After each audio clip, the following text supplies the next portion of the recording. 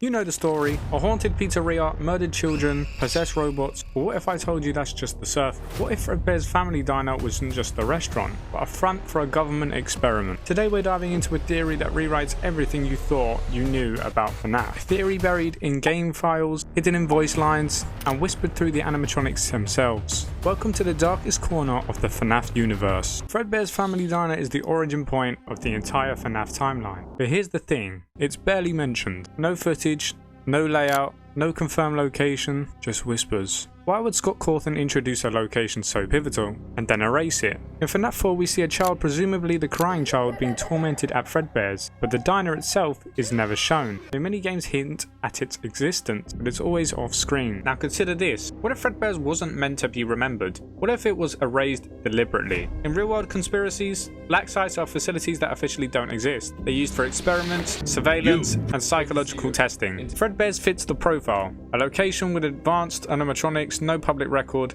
and a history of trauma. And then there's the buy of 83, a child head crushed by an animatronic. Was it a malfunction or a failed experiment? Let's talk about the timeline. The missing children's incident is said to happen in 1985, but Fredbear's diner supposedly closed in 1983. That leaves a 2-year gap. Some theorists believe this was when the experiments began. The animatronics weren't just entertainment, they were surveillance tools. Think about it: facial recognition, voice mimicking, movement tracking, all features later seen in the Pizzaplex. But what about if they started in Fredbear's? The crying children's nightmares? They're not just trauma, their memory suppression. And the TV static, the flickering lights, the strange sounds, all signs of environmental manipulation. Fredbear's wasn't closed, it was converted. Here's where it gets wild. In real life, DARPA, the US military's research arm, has experimented with robotic companions for psychological conditioning. What if Fredbear and Spring Bonnie were prototypes? Their goal to test how children respond to artificial personalities, to see if trauma could be induced and controlled. The bite of 83 wasn't an accident, it was a failure of containment. Look at Springlock's suits.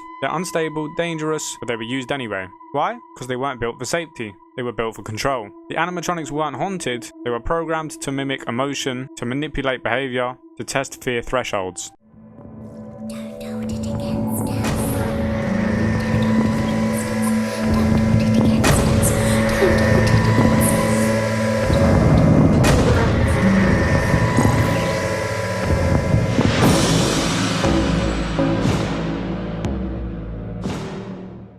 This location is the most technologically advanced setting in this series. Underground labs, voice-controlled systems. But why would a pizza company need this? The answer? They didn't. The facility was built for Fazbear Entertainment, it was repurposed. The blueprints match Cold War-era bunkers. The voice lines from Hand Unit resemble military training simulations. And then there's Ennard, a creature made of discarded parts designed to escape.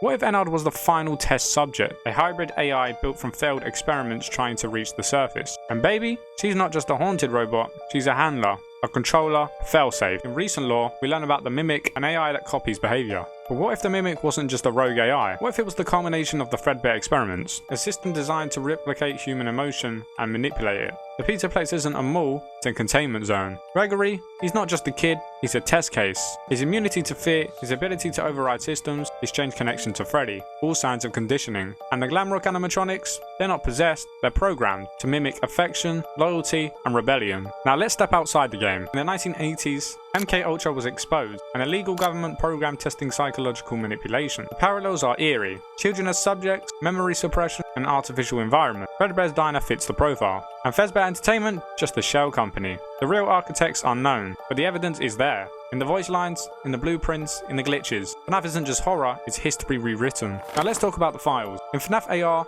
animatronics behave erratically. They glitch, they mimic. But some logs mention protocols and handlers. These aren't ghost terms, they're military. And then there's the Fazbear Funtime service, a subscription model for surveillance. The emails, the corrupted data, the hidden voice clips, all point to one thing. The animatronics were never haunted, they were trained. And the ghosts? They're echoes, residual data. The real horror isn't possession, it's programming. Springlock suits were unstable, everybody knows that. But what if they weren't just dangerous? What if they were designed to be... Think about it, a suit that crushes the wearer if they move too much. That's not a design flaw, that's a control mechanism. In psychological warfare, fear conditioning is key. The Springlocks weren't costumes, they were punishment chambers. Fazbear Entertainment is everywhere in the lore, but we never see its founders. No board of directors, no public records, That's not normal. Shell companies are used to hide real ownership, in this case the Mars government involvement. The funding, the tech, the secrecy, it all points to something bigger than pizza. FNAF AR introduced the Fredbear Funtime service, a subscription model for animatronics that visit your home. But buried in the files are references to handlers, protocols, and data capture.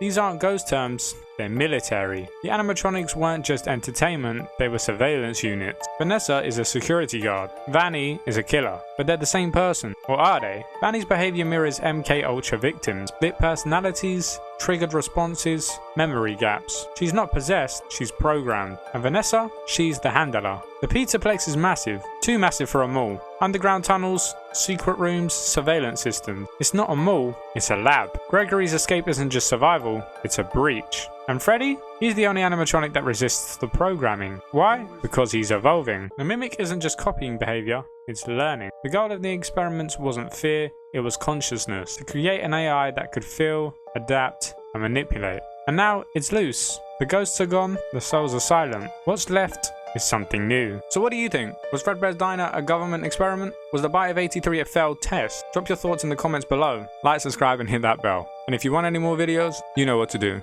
And I'ma see you real ones in the next one.